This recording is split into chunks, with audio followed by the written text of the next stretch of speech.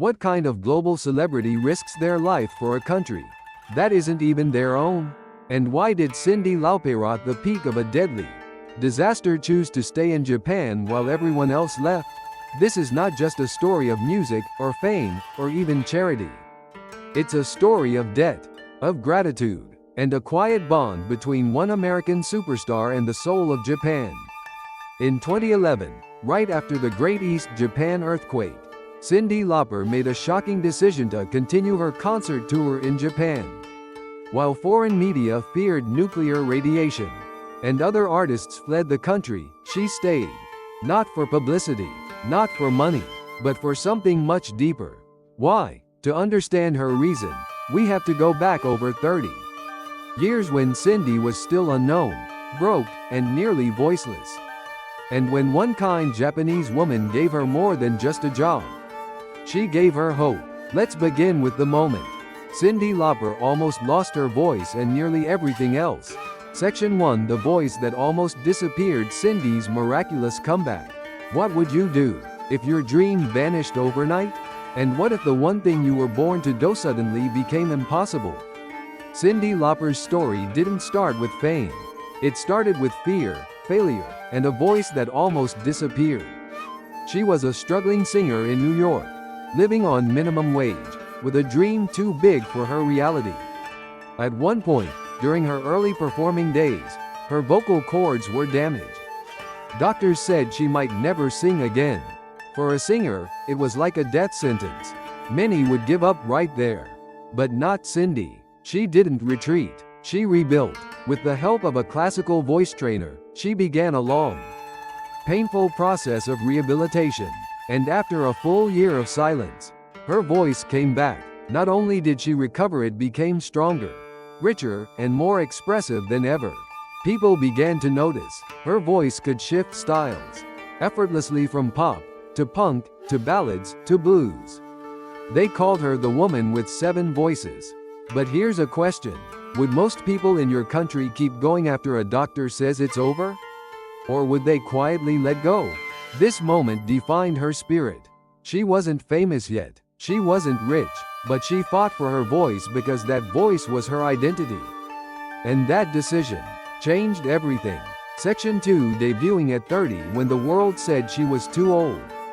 What if the world tells you you missed your chance? Would you still chase your dream, even when everyone says it's too late? Cyndi Lauper didn't get her big break in her teens. She wasn't a child star or an overnight success. She was 30 years old when she finally debuted as a solo artist. In pop music, that's practically ancient. Most record labels want someone fresh, young, and marketable. At 30, Cyndi was told again and again she didn't fit the mold. But she didn't care. She wasn't trying to be what the industry wanted. She was trying to be real. Before her debut, she had faced financial collapse. Her band broke up. Her record label dropped her. She even declared bankruptcy just to survive. To keep going, she worked as a waitress, a model, even a karate class promoter. She did whatever she had to do to keep singing, because the stage was the only place where she felt alive. In 1983, she released her debut album, She's So Unusual. And suddenly, the world saw what the industry had ignored. The album became a sensation. Hit after hit. Style, energy, originality, everything they said she didn't have. She proved that dreams don't have an expiration date. She proved that 30 isn't too old. It's just the beginning, if you refuse to give up. Section 3: Japan at the worst possible moment. Her arrival during the 2011 quake. What are the chances that your plane lands in Japan the same moment a mega earthquake strikes? And what would you do if panic filled the air before you even touched the ground? March 11, 2011. Cyndi Lauper was on a plane, headed for Narita Airport. She had come for a concert tour. Her fans were waiting. But just minutes before landing, the plane began to shake. The seatbelt sign lit up. The crew grew tense. They had no idea they were flying into one of the worst disasters in Japanese history. The Great East Japan earthquake had just hit. Magnitude 9.0. Cities collapsed. Tsunamis raced toward the shore. and Cindy's plane was circling above it all. They couldn't land at Narita. The plane was rerouted, then rerouted again. For hours, Cyndi and her team were trapped in the air, watching news updates on their phones. The world was falling apart beneath them. Finally, after dark, they landed at Haneda. But it didn't end there. Highways were jammed. Trains stopped. It took nearly 7 hours to get to a hotel. By the time she checked in, it was nearly 4 a.m. And everywhere she looked, people were sleeping on floors, wrapped in blankets, silent. Cyndi was exhausted, but also heartbroken. She saw the pain of an entire nation before she even stepped outside. And yet she didn't cancel her tour. Section 4, the concert that shouldn't have happened but did. What kind of artist sings while a nation mourns? And what does it take to perform not in celebration but in sorrow? Just 5 days after the earthquake, Cyndi Lauper was scheduled to perform. Venues were still operating under power-saving rules. Most foreign artists had already flown back home. Her management urged her to cancel. Local staff begged her to reconsider. Even her own team feared the emotional and physical risk. But Cyndi said no. She believed music wasn't just entertainment. It was healing. And if people needed comfort, she wanted to be there, not later. Not virtually, but now. So the tour went on. The lights were dim. The sound was minimal. There were no fancy visuals, no big production. But when the first note hit, the silence in the crowd turned into tears. Many fans said they hesitated to come. Some had lost homes. Others had lost family. But in that dimly lit room, they found something they didn't expect: hope. Cyndi didn't just perform. She cried with the audience. She encouraged donations. She visited shelters. She shopped in local disaster-hit areas to support businesses. It wasn't for publicity. It was personal. Because when Japan hurt, she hurt too. Section 5, why do you love Japan so much? Her emotional TV response.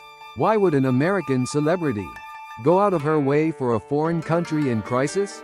What kind of love crosses oceans, borders, and decades? A few years after the earthquake, Cyndi Lauper appeared on a major American talk show.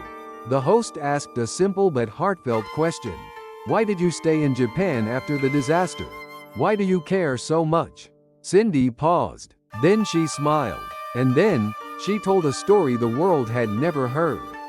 She spoke about being young, broke, and almost invisible. Back when she was working random jobs just to eat. And one day, out of nowhere, a Japanese woman offered her help. I had nothing, she said. But she didn't ask for anything in return. She just cared. That woman gave Cyndi a job, encouragement, and something even more rare: genuine kindness. Since then, Cyndi said, she made a quiet promise to herself. If she ever made it big, she would never forget Japan. She kept that promise. Then she added something more. She spoke about how Japanese people treat others, how they bow, how they say thank you, how they serve food with care and pride even in the smallest restaurants. To me, she said, the Japanese people are special. Their respect for others, and their dignity. You don't see that everywhere. The audience applauded, not because she flattered Japan, but because she meant every word. Section 6, the woman who changed her life, a hidden chapter in New York. Can a single act of kindness change the entire course of someone's life? And do people in your culture help strangers without expecting anything in return? Long before fame, long before success, Cyndi Lauper was struggling in New York City. She had no money, no record deal, and no clear future. She was working odd jobs just to survive, living day to day, holding onto a dream that felt impossibly far.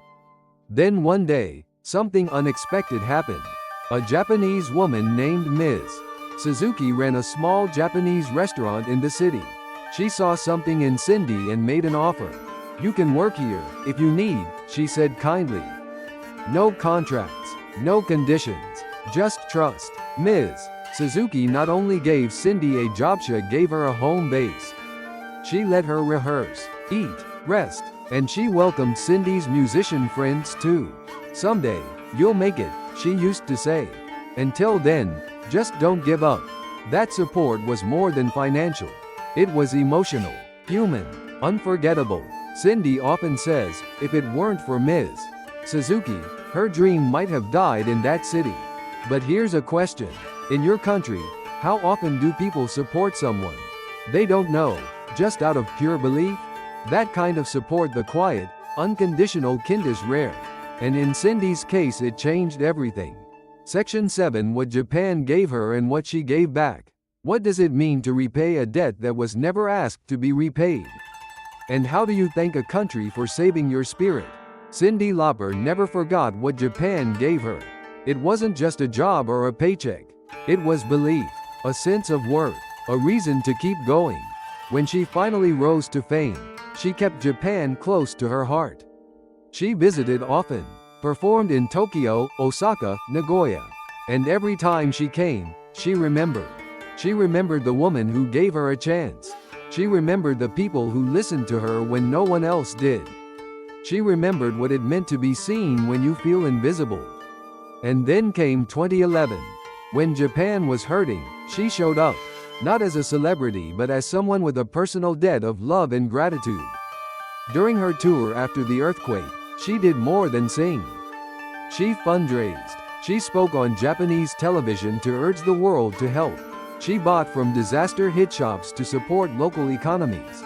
She even adjusted her shows to meet government power-saving guidelines. She didn't just perform in Japan.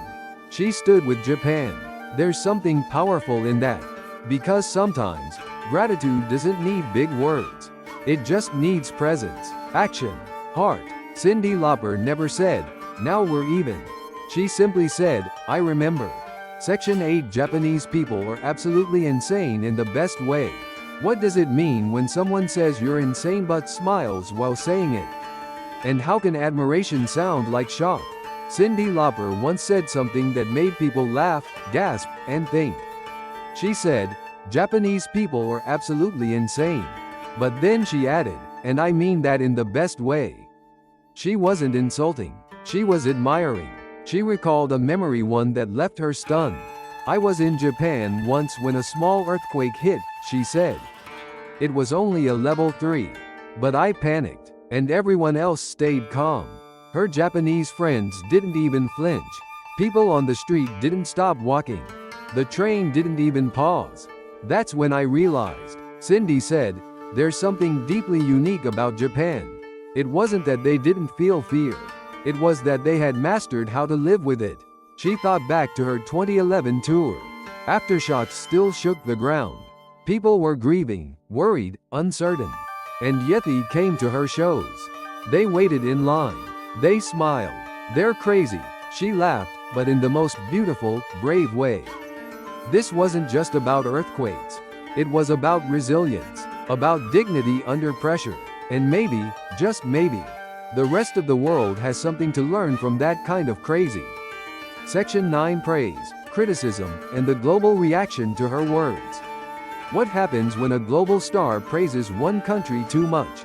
Do people applaud, or do they push back? After Cyndi Lauper's emotional comments about Japan aired, the internet lit up. Clips of her interview went viral. Fans around the world called her honest, humble, and deeply human. In Japan, people were moved. They shared her words with pride. To many, her loyalty felt rare and incredibly touching. In Western countries, audiences praised her cultural respect. Many said, "We need more celebrities like her who care beyond themselves." Some were surprised by her detailed understanding of Japanese manners and values. But not everyone applauded. Some criticism came especially from neighboring countries. Online users accused her of favoritism. "She only praises Japan," they said. "What about us? We've suffered too." One comment read, "Japan always gets the sympathy. China goes through disasters, too. But no one sings for us." It raised a difficult question. Is it unfair to love one place openly, when the world is watching? But then, another voice responded. Maybe it's not about who suffers more, but about who remembers to say thank you. Cyndi wasn't trying to compare nations. She was simply honoring a personal truth, a moment, a memory. a kindness that changed her. And sometimes, that kind of truth will divide people, but it will also reveal what truly matters. Section 10. The spirit of On-Okuri when kindness transcends time. What if gratitude doesn't have to go back but can move forward? What if kindness isn't a circle but a chain? In Japan, there is a beautiful concept called On-Okuri. It means to pass on the favor, not back to the person who helped you but forward, to someone else in need. Cyndi Lauper didn't repay Ms. Suzuki directly. She couldn't. Ms. Suzuki didn't ask for anything. But decades later, when Japan was hurting, Cyndi sang. She gave her voice, her time, her heart, to a country that once gave her a reason to keep going. She turned private gratitude into public action. And her fans felt it. Not as charity, but as sincerity. On-Okuri reminds us that kindness isn't transactional. It's generational. It grows when shared. And its impact can outlive us all. Cyndi Lauper is now over 70. She doesn't tour often anymore. But in 2019, for her 35th anniversary, she came back to Japan. And once again, she said thank you. Not with words but with music. Her story is not just about one woman. It's about what happens when kindness is given freely and remembered deeply. So if someone once believed in you, maybe you don't have to repay them. Maybe you just have to believe in someone else. That's what On-Okuri means. And that's what makes it quietly powerful. This is just one example of Japan's unique way of thinking. Do people in your country do the same, or is it completely different? Drop your thoughts below. I read every comment. And if you like this, subscribe for a new video every day. See you tomorrow at the same time.